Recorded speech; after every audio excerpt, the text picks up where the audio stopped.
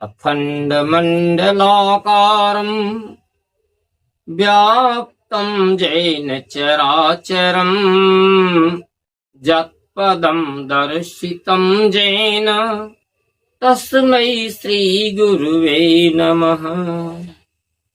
मूकं करोति वाचाल पंगुलंघयते गिरिं यत्कृपातमहं वन्दे परमानन्दमाधवम्। आद्याशक्तिस्वरूपाय परमानन्दकारिणीम् उभौ रूपं समाविष्टं राधे कृष्ण नमाम्यहम्। राधे कृष्ण नमाम्यहम्। राधे कृष्ण नमाम्यहम्।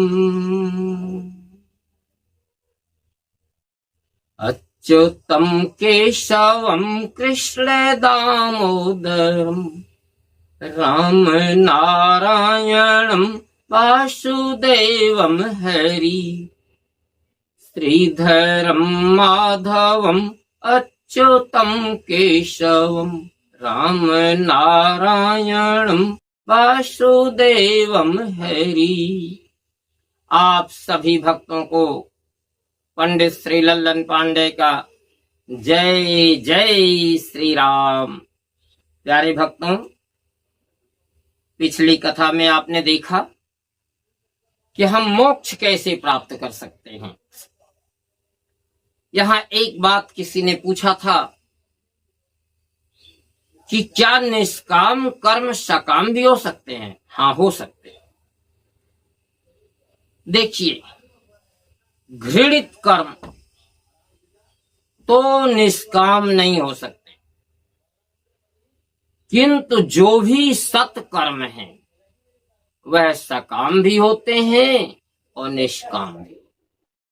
जैसे कोई मंदिर जाए, पूजा करे, दान करे, धर्म करे, अब यदि वह अपने इच्छाओं की पूर्ति के लिए करता है तो वह सकाम है, और यदि भगवान की प्राप्ति के लिए करता है, मोक्ष की प्राप्ति के लिए करता है तो निष्काम है। यह बात तो पिछले हर कथाओं में स्पष्ट हो जा रही है। अच्छा, अब यहां इस उदाहरण में देख लीजिए, वह पहलवान जो उस औरत की चीख पुकार सुनते ही, मैंने पिछली कथा का जो उदाहरण है उसी को हम दे रहे हैं। पिछली कथा में आपने देखा कि वह पहलवान उस औरत की चीख पुकार सुन करके उसे बचाने दौड़ पड़ा। वह निष्काम भावना से, कर्तव्य की इच्छा से दौड़ा था, इसलिए सीधे कर्म फल शून्य हुआ और उसे मोक्ष की प्राप्ति होगी। अब मान लीजिए यदि वही व्यक्ति चीख पुकार सुनता, 2 मिनट खड़ा होके सोचता कि मैं उसे बचाने जाऊं कि बचाने न जाऊं, इसमें मेरा क्या लाभ होगा, क्या हानि होगी, और फिर यह सोच करके उसे बचाने जाता कि यदि मैं इसे बचा लेता हूं तो मुझे बहुत बड़ा पुण्य मिलेगा, मेरा यश बढ़ेगा। यदि इस भावना से वह पहलवान उस औरत को बचाने के लिए जाता है और बचाता है तो भी यह बहुत बड़ा सत्कर्म है, बहुत अच्छा सत्कर्म है, और इसका उसे बहुत बड़ा पुण्य लाभ मिलेगा। और इस पुण्य लाभ का अर्थ क्या है कि उसे धन मिलेगा, बल मिलेगा, वैभव मिलेगा, और जब इस तरह के पुण्य कर्म बहुत अधिक हो गए तो उसे स्वर्ग मिलेगा। यह सकाम। अब वहां क्या होगा? वह उसे बचाएगा, बचाने के बाद घर गांव समाज में आएगा और अपने इस काम को खूब बढ़ा चढ़ा करके बताएगा। वह औरत भी उसकी ख्याति फैलाएगी, ढोल पीट पीट करके उसका एहसान मानेगी। यह बात 2 4 10 गांव में फैल जाएगी। लोग उसका बड़ा सम्मान करेंगे, लोग उससे मिलने आएंगे और बहुत सारे लोग उससे मैत्री करेंगे, उससे मदद मांगने आएंगे। यानी समाज में उस पहलवान का बल बहुत बढ़ जाए और इससे उसका यश बढ़ेगा। और जब बल और यश बढ़ता है तो धन अपने आप मिलता है, यानी बल, यश और धन तीनों की प्राप्ति होगी। ये है सकाम भावना का फल। लेकिन मित्रों, एक पक्ष और भी है। उसे सब कुछ तो अच्छा अच्छा मिला, पर कुछ लोग उसके मित्र तो बहुत हो गए, कुछ लोग उसके शत्रु भी बन जाएंगे। पूछिए वो क्यों? हर समाज में, हर स्थान में कुछ न कुछ दुष्ट पुरुष जरूर होते हैं। और जो दुष्कर्म करने वाले लोग हैं, जैसे पिछले दोनों उदाहरणों में आपने देखा कि एक पहलवान ने हत्या करके उस परदेसी को लूट लिया और एक व्यक्ति किसी स्त्री से छेड़छाड़ कर रहा था। यह पिछले उदाहरणों में रहा, देख लीजिएगा। तो इस तरह के दुष्टों की कमी नहीं है, इन्हें ढूंढना नहीं पड़ता, ये हर जगह मिल जाते हैं और हर समाज में मिल जाते हैं। तो मेरे प्यारे भक्तों, सारे लोग तो उसे अच्छा अच्छा कहते हैं, लेकिन इस तरह के दुष्कर्म करने वाले जो लोग हैं, इनकी आंखों में यह यशस्वी पहलवान कांटों की तरह चुभता है। ये लोग उसके परोक्ष रूप से शत्रु होते हैं। और इस पहलवान को समाज में दो मोर्चों पर जूझना पड़ेगा और दोनों में अपने को संभालते हुए आगे बढ़ेगा। और यदि वह आगे बढ़ता ही जाता है तो इस तरह के सकाम कर्मों का फल क्या होता है? वह इस जन्म में भी यश पाएगा, धन पाएगा, बल पाएगा। यद्यपि दुष्कर्म करने वाले उसके विरोधी होंगे, लेकिन चूंकि यह एक अच्छा व्यक्ति है, यह पुण्य कर्म करता है, इसलिए इसके पुण्यों की शक्ति से सदैव इसकी रक्षा होगी। धर्मो रक्षति रक्षते, यह धर्म का सिद्धांत है। जो धर्म की रक्षा करने आगे बढ़ते हैं, धर्म स्वयं उनकी रक्षा करता है। आप देख लीजिए उदाहरण में श्रीमद् महाभारत के युद्ध में दोनों पक्षों की सेनाओं में कितना अंतर था। धर्मराज युधिष्ठिर की सेना 7 अक्षौहिणी थी और दुर्योधन की सेना 11 अक्षौहिणी। जीत किसकी हुई? अरे जीत उसकी हुई जिसके रथ पर हमारे गोविंद नारायण हैं। प्रेम से बोलिए वृंदावन बिहारी लाल की जय। मित्रों, जिधर भगवान होते हैं, जिधर धर्म होता है, विजय उसकी होती है। इसलिए धर्म के रथ पर सवार होकर के कर्तव्य की भावना से आगे बढ़ जाओ। निष्काम कर्मों से मोक्ष मिलता है, पर सारे लोग मोक्ष में ही पहुंच जाएंगे तो इस संसार की व्यवस्था कैसे चलेगी? इसलिए इस संसार को चलाने के लिए सकाम और निष्काम दोनों जरूरी हैं। आपकी मर्जी, आप सकाम कर्म करिए, इस संसार में धन, वैभव, स्वर्ग प्राप्त कीजिए और इस संसार के पुण्यों को भोगते हुए स्वर्ग में जाइए। वहां भी देवता बन करके एकदम स्वर्ग का सुख भोगिए और छीड़े पुण्य पुनः मर्त्यलोक के पुण्य समाप्त होता है, फिर पृथ्वी पर रहिए। अरे क्या दिक्कत है? पृथ्वी पर भी स्वर्ग भोगिए, आनंद भोगिए और पृथ्वी से स्वर्ग जाइए, वहां भी भोगिए। स्वर्ग और पृथ्वी दोनों हो तो कोई दिक्कत तो है नहीं, बस बार बार जन्म लेना पड़ेगा तो दिक्कत ही क्या है? तो इसलिए आपकी इच्छा, हमने दोनों रास्ते बताए, क्योंकि भाई मेरा तो काम है शिक्षा देना और शास्त्र में जो भी वर्णित है मैं दोनों रास्ता बताता हूं। देखिए भाई, ये आम है और ये अंगूर है, आपको जो अच्छा लगे सो ले लीजिए। ये छेने का मीठा है या खोआ का मीठा है, बढ़िया दोनों है, आपको जो अच्छा लगे, मर्जी आपकी, बताना मेरा काम है। तो देखिए, कर्म एक ही, भावना अलग अलग। यदि निष्काम भाव से किया गया तो मोक्ष मिलता है जन्म बंध विनिर्मुक्तो पदम गच्छन्ति अनामयम। निष्काम कर्म जोगी कर्तव्य की भावना से कर्म करता है, माने उसी असहाय स्त्री को बचाने के लिए जब यह पहलवान निष्काम भावना से आगे बढ़ गया, कर्तव्य की पुकार पर आगे बढ़ गया, तो कर्मफल शून्य हुआ और उसके मोक्ष का टिकट पक्का हो गया। और जब यही पहलवान स्वार्थ की भावना से, यश लोभ की, धन वैभव की प्राप्ति से, ख्याति की प्राप्ति से उसको बचाने बढ़ा, तो यह कर्म सकाम हो गया। तब इसके प्रभाव से पूरे 10, 20, 50 गांव में उसकी ख्याति फैली, उसके मित्र फैले, लोग उसे धन्यवाद देने आने लगे, लोग उसकी मित्रता करने आने लगे, लोग उसकी मदद करने आए, यानी उसका बल, धन, वैभव सब कुछ बहुत अधिक बढ़ गया। और यह तो देखिए प्रकृति का सिद्धांत, जब पानी बरसता है तो कहीं खेती हरी होती है और कहीं ढाल में बाढ़ आती है। यह तो प्रकृति का सिद्धांत है। जब बल बढ़ता है, मित्र बढ़ते हैं, तो कुछ न कुछ शत्रु तो होना स्वाभाविक ही है और वह झेल भी सकता है। इसलिए जो सकाम कर्म करने वाले हैं वह दोनों पक्षों में अपना झेल लेते हैं। तो मित्रों, यह हुआ सकाम और निष्काम का अंतर। एक ही कर्म भिन्न भिन्न परिस्थितियों में भिन्न भिन्न भावों के साथ किया जाता है, तो भावों के अनुसार ही उनका फल होता है।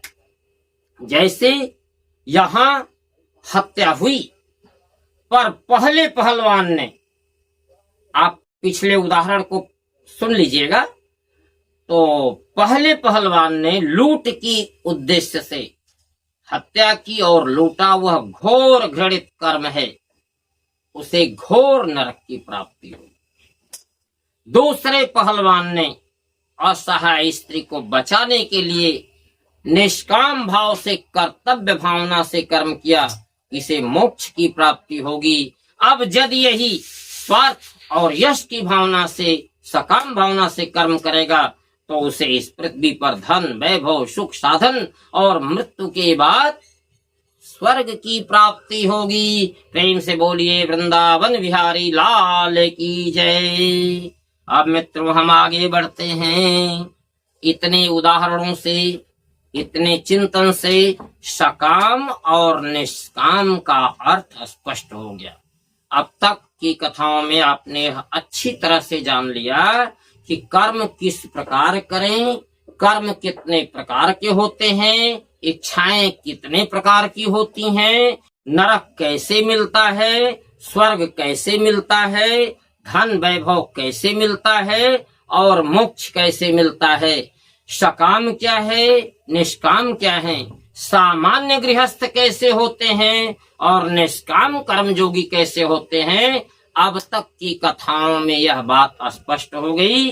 अब हम आगे बढ़ते हैं अगले विषय पर। 2 मिनट प्रभु का नाम लें और फिर कुरुक्षेत्र के मैदान में चलते हैं।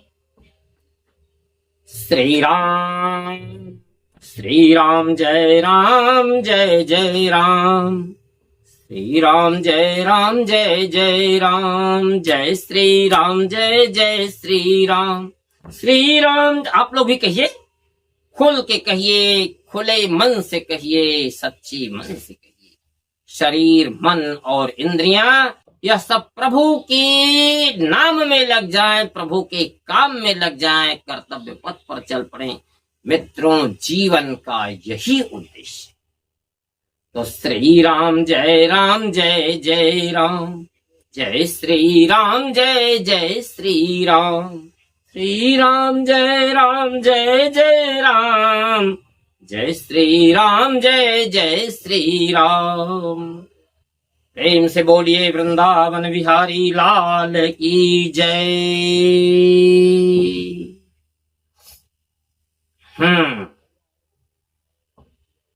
तो अर्जुन पूछते हैं भगवान कृष्ण से कि हे प्रभु, यद्यपि ज्ञानी पुरुष दुर्लभ हैं, पर हैं तो जरूर।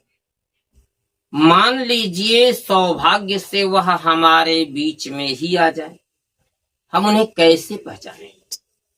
स्थित प्रज्ञ, श्रीमद् भागवत गीता के दूसरे अध्याय में ही ये प्रसंग भी आता है। स्थित प्रज्ञस्य का भाषा समाधिस्थस्य केशव, स्थित धीः किम प्रभासेत किमासीत ब्रजेत किम।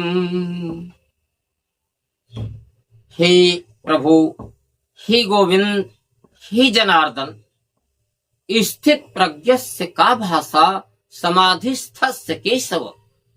हे केशव, जो ज्ञानी ब्रह्म ज्ञानी पुरुष समाधि में स्थित हो चुके हैं। समाधि में स्थित कैसे हुआ जाता है? गृहस्थाश्रम में रहते हुए, अपना नौकरी व्यवसाय करते हुए, रास्ता चलते हुए, काम करते हुए, लोगों के बीच में रहते हुए हम समाधि में स्थित कैसे हों, इस पर चर्चा हम फिर अगले भाग में करेंगे, या प्रसंग बस एक दो भाग बाद करेंगे। समाधिस्थस्य केशव, इसका मतलब वह व्यक्ति जो काम करते हुए, रास्ता चलते हुए, नौकरी व्यवसाय करते हुए, लोगों से बात करते हुए, हर कदम हर पल समाधि में स्थित हो, ने ऐसा ब्रह्म ज्ञानी पुरुष कैसा होता है, उसके क्या लक्षण हैं? हे प्रभु, और स्थित धी, वे व्यक्ति जो अभी समाधि में स्थित नहीं है, यानी परमात्मा को पूरी तरह प्राप्त नहीं है, उन्हें प्राप्त करने की राह पर चल पड़े हैं। स्थित धी यानी जिनकी बुद्धि स्थिर हो चुकी है, ऐसे ज्ञानी पुरुष जो ज्ञान की राह पर, अध्यात्म चिंतन की राह पर चल पड़े हैं, स्थित धी, स्थित। हाँ, तो ऐसे लोग स्थित प्रज्ञस्य का भाषा, ऐसे लोग जिनकी स्थिर बुद्धि स्थिर हो चुकी है, इनके लक्षण क्या है? स्थित धीः किम प्रभासेत, जिनकी बुद्धि स्थिर हो चुकी है, यह लोग कैसे बोलते हैं? किमासीत, कैसे बैठते हैं, यानी कैसे वो बैठते हैं, कैसे सोते हैं? ब्रजेत किम, चलते हैं कैसे? अब हम आपको ये बताएंगे कि हमारे आपके बीच में रहते हुए, गृहस्थ आश्रम और समाज के सारे कार्यों को करते हुए भी जो ज्ञानी पुरुष हैं, थोड़ा सा अंतर होता है उनके क्रियाशैली में। इस पर हम विचार करेंगे, और इस पर जब आप चिंतन कर लेंगे तो आप अच्छी तरह से जान जाएंगे कि ऐसे लोग समाज में कैसे रहते हैं। यानी अर्जुन ने क्या पूछा? स्थित प्रज्ञस्य का भाषा समाधिस्थस्य केशव। हे जनार्दन, जो ब्रह्मज्ञानी पुरुष समाधि में स्थित हो गए हैं, और स्थित प्रज्ञस्य, जिनकी बुद्धि स्थिर हो चुकी है, इन लोगों के लक्षण क्या है? यह समाज में कैसे रहते हैं? यानी स्थित धीः किम प्रभासेत, ऐसे स्थिर बुद्धि वाले लोग कैसे बोलते हैं? किमासीत, कैसे सोते हैं, कैसे जागते हैं, कैसे रहते हैं? ब्रजेत किम, और कैसे चलते हैं रास्तों में? इस पर हमें विचार करना है, और जरूर सुनिए, चिंतन करिए, और आप भी अपने को स्थिर मत करिए, स्थिर बुद्धि कर लीजिए। इसके लिए छोड़ना कुछ नहीं है, बस जोड़ना है। और योग का अर्थ पहली कथा में आपने सुना है। हाँ, तो भगवान बताते हैं क्या? पहला लक्षण बताते हैं भगवान, प्रजहाति जदा सर्वान् कामान् पार्थ मनोगतान् आत्मन्येव आत्मना तुष्टः स्थित प्रज्ञस्य तदोच्यते। हे पार्थ, ज्ञानी पुरुष मनुष्य कब बनता है? प्रजहाति जदा सर्वान्, कामान पार्थ मनोगतान। हे पार्थ, मनुष्य के हृदय में, मनुष्य के अंतर मन में सदैव इच्छाएं उत्पन्न होती रहती हैं। एक इच्छा हुई, अभी यह समाप्त नहीं हुई, तब तक दूसरी उत्पन्न हो जाती है। अब कभी कभी तो एक ही साथ बहुत सी इच्छाएं उत्पन्न हो जाती है। तो जिस समय मनुष्य मन में उत्पन्न होने वाली समस्त कामनाओं को त्याग दे, उस समय वह स्थित प्रज्ञ होता है। यह पहला लक्षण है। और मित्रों, ये तो मैं आपको बता चुका हूं पिछली कथाओं पर। आप देखिए, आपको ये पता चल जाएगा कि मनुष्य की इच्छाएं कैसे छूटती हैं, मनुष्य के संकल्प कैसे छूटते हैं। तो यह बात तो बता चुका हूं, आप पिछली कथाओं में देख लीजिए। अब हम अगली लाइन पर चलते हैं। यानी क्या? पहला लक्षण आपने जान लिया कि ज्ञानी पुरुष, ब्रह्म ज्ञानी पुरुष अपने मन में उत्पन्न होने वाली संपूर्ण कामनाओं को, संपूर्ण इच्छाओं को छोड़ चुके होते हैं। और कैसे छोड़ते हैं, यह पिछली कथाओं में आप देख लीजिए। अब हम अगली लाइन में आते हैं। क्या? यह दूसरा लक्षण है। आत्मनि एव आत्मना तुष्ट। अपने से और अपने में संतुष्ट हो। अपने में, अपने से कैसे संतुष्ट होंगे, यह दूसरा लक्षण। और इसकी बाद भी बहुत से लक्षण भगवान ने अर्जुन को बताए। ईश्वर चाहेंगे तो इस पर फिर अगली कथा में विचार करेंगे। और तब तक के लिए आप सभी भक्तों को पंडित श्री लल्लन पांडे का जय श्री राम, जय श्री कृष्ण।